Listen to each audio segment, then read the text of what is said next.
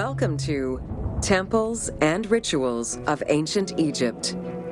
During rituals and festivals, the god was carried on a solar barge between the areas of a temple or the temples of different cities. Funerary carvings and paintings covering thousands of years, as well as the Book of the Dead, depict the same ship and oar design. Solar barges have been uncovered near or within several pharaohs' tombs. They were intended to carry the pharaoh into the afterlife.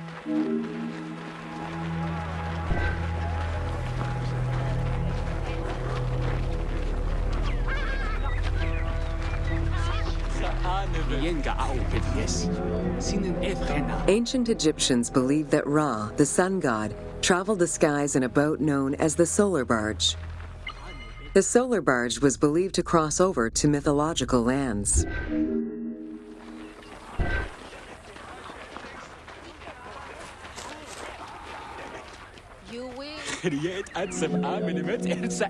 The god Ra believed mankind was conspiring against him. He ordered Sekhmet, the lion-headed war goddess, to kill all humans. To his chagrin, Ra quickly realized that with all humans gone, there would be no one left to worship him. In order to stop the rampaging Sekhmet, beer was brewed and dyed red with pomegranate juice to resemble blood. Sekhmet drank every drop of the brew she could find, eventually passing out drunk. When she awoke, she was calmer, and her lion visage had changed into Bastet. The Festival of Drunkenness was celebrated in honor of that myth.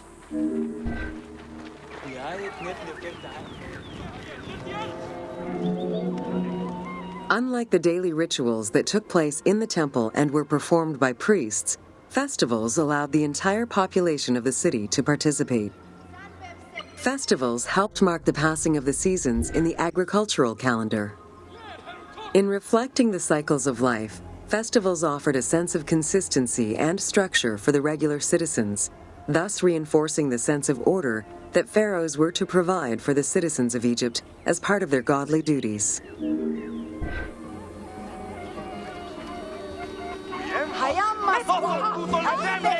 The importance of these festivals is demonstrated by their longevity. Records show that Osiris festivals occurred for more than 2,000 years. Some festivals serve to reinforce state control and promote the king's reign. Both the Opet and Set Jubilee festivals were specifically intended to celebrate the renewal of the king's power.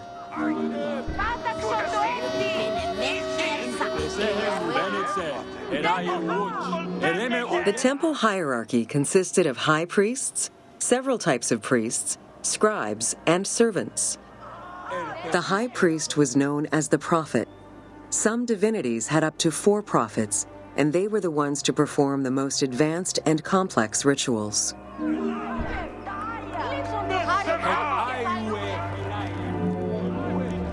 Egyptian priests were not confined to solely religious tasks, and in fact had crucial roles in Egypt's administration, most of which served to reaffirm the pharaoh as the proper vessel for the gods. Their focus within the temple was centered on the proper conduct of daily divine rituals, rather than as custodians of dogma or the indoctrination of individuals. Scribes were custodians of the sacred sciences. Some priests were associated with the funeral rites and were considered the group with medical knowledge. The servants of the Ka were low-ranking priests who carried food and offerings in funerary rituals. Lector priests were distinguished by their ability to read, and their main duty was to recite specialized religious texts in both temple and funerary rituals.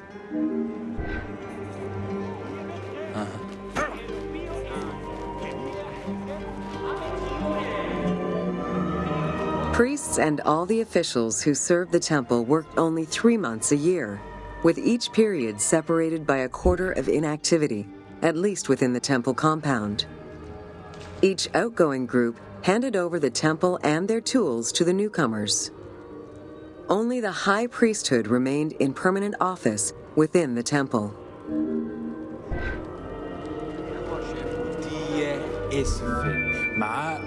The most sacred part of the temple was referred to as Jeser Jeseru, the Holy of Holies. The most sacred inner sanctuary was where the shrine to the temple deity was located. Only priests were allowed within.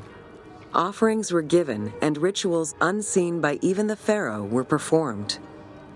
While the team chose to allow any character access to this space in some game temples, normally it was reserved for priests alone.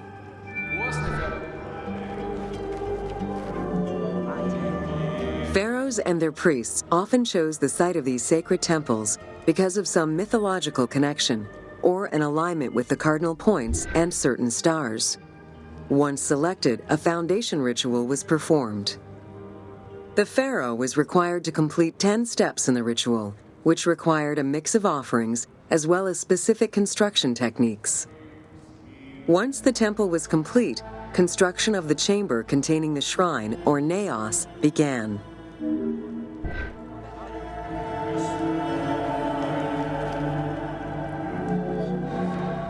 The naos was where the god statue stood. The representation of the deity was usually in stone or wood and decorated with gold, silver, and precious stones. Smaller temples had only one naos, while larger complexes, such as the Temple of Karnak, had many chambers to honor gods, such as Amun, Ptah, and Osiris. Each statue was believed to be a receptacle for the presence or essence of the god's Ka, enabling it to take a physical form. Through the statue, the god came to the shrine to eat, drink, and communicate with the pharaoh, or with the priests standing in for the pharaoh.